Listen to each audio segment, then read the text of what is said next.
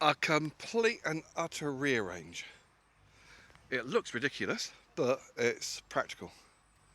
Reason why I've actually read the bloody guy paracord. The reason why I've done it like this is that way it will go on that side, pull down and empty out down into the trench. This side, if it fills up, it will empty out down this end. So that way I've got runoffs built in, because it's getting pretty freaking cold. Yeah, very. The temperature dropped drastically the past 10 minutes. So I've redone all that. I've also redone it with the mindset that the Bergen can be covered. I mean, the clothing in it is damp, but what I might do later on in the night, what I might do is take it out and put it at the foot of the hammock. Basically, that way, bit of body warmth will dry it out a little bit.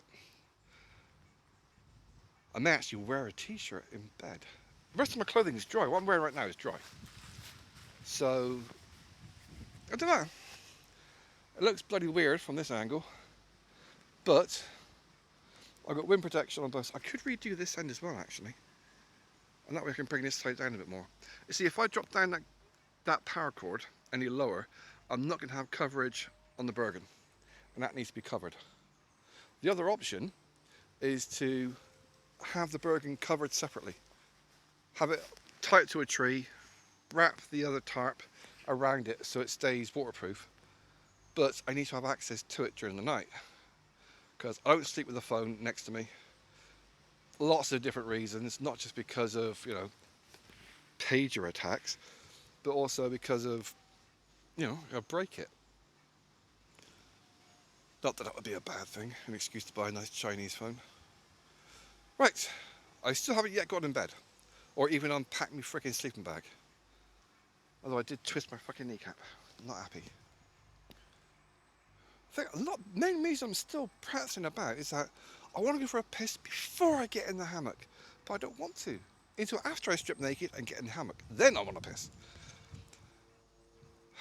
Oh well, crash out time. Again, I've not yet laid down, or even taken my boots off. Nice thing about having the hammock this low down to the ground, is that I'm still off the ground enough so they're not rats, they're squirrels, can't bite me in the ass. Actually, they probably could reach, actually. But I'm low enough so I'm off the ground, but I can actually reach the wall. So if I do, I'm like, cut my legs out and go for a piss. Not that I piss out of my legs, but just to avoid me from pissing on the underquilt. Not that that happened at all last time. Fucking shit music. Yeah, on the inside, it looks weird. See, that's the old tarp, which is just literally an additional layer on top of me inside. I'm sacrificing my headroom for the... Oh, I've got headroom there. It's just that will give me an extra bit of insulation. It's getting pretty freaking cold. And I sleep naked, basically. The usual routine when I'm in the hammock is I stuff everything I'm wearing inside my t-shirt. And including the military kit I've got, the jumper, fleecy thing. That's my pillow. And if I get too cold, it's an extra layer. I am not going to be cold because I've got 2 sleeping bags to get inside. The oven ready is going to go on. Oh, that's a fucking... Stop talking. Try and go for a piss. Okay. That was a chill breeze. It's like a bit of a torture as well. Ah, fuck it. Might as well go over here. A bit of a torture as well with the wind here, because you get a warning before the wind comes to you, because you can hear it about half a minute before it hits you. And then you've got anticipation as it's coming towards you, which is kind of weird. What the fuck would they play actual music? Just fucking Klingon Vogon opera. It's shit. Maybe that's the reason.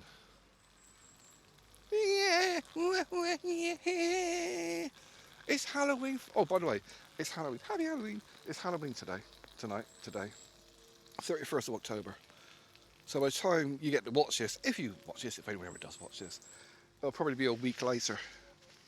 I'm probably going to set them to become public on the 8th of November. Probably, possibly, maybe. See how it goes. Yes, dribble dribble. The joys of having dodgy washers when you get old. But yeah, I'm not gonna know properly that it's an acceptable setup for the night until I get in it. That was thunder. Oh, bollocks. I knew there was going to be a storm. I didn't think it would be thunder and lightning. I'm in the trees, for fuck's sake. On top of the hill, for fuck's sake. I want to wank, for fuck's sake. Oh, yeah, also, make sure if you do bring a sock, and you can have a wank, keep it separate from the sock you use for wiping your mouth. Just a little bit of a hint. Well, we've had a fair bit of wind since I hitched up the big tarp, and it's still there. And it's battering into the hammock, but it's not actually trying to escape. And I found me plastic tub for me food. God, that is shit music. It is just background noise, but you know. Oh, I finished watching Welcome to Derry, episode 1. What a piece of woke fucking shit that was. I mean, talk about really laying it on thick with a Jewish anti-white crap. The first, I think, 1 minute, you've got a man groping and snogging a white woman who's unresponsive, therefore implying rape. You've got a boy who's sucking on a pacifier, a dummy, basically saying that he's mentally handicapped or emotionally retarded. And it went downhill from there. Things like, oh, look what's written on the school child. Of course, we're all 12 years old. Fucking preteen.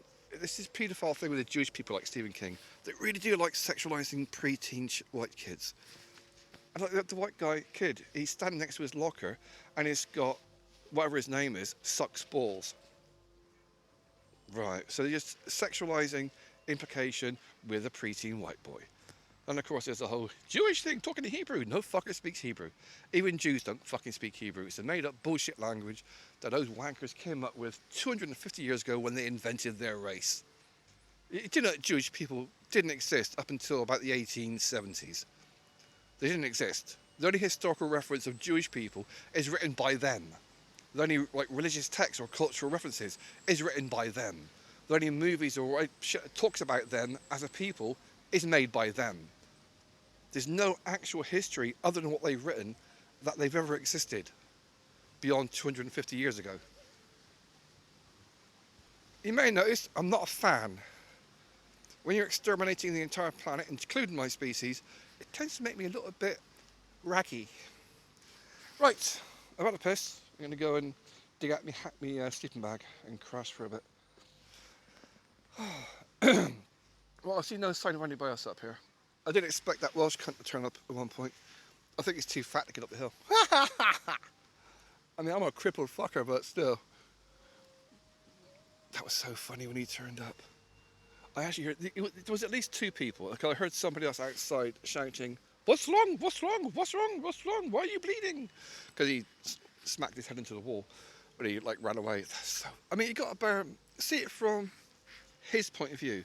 He's thinking, "Oh, I'm going to surprise him. He's going to have a heart attack." I do have heart issues, but...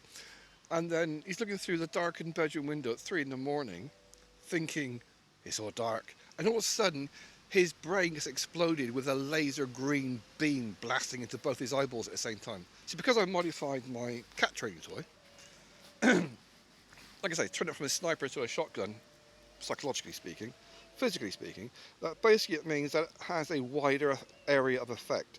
So instead of a pinprick, like one eyeball at a time, you do that and you're blasting both eyes at the same time. It's not going to cause permanent damage unless you hold it there for more than 10 seconds. So, yeah, I think he was a bit surprised.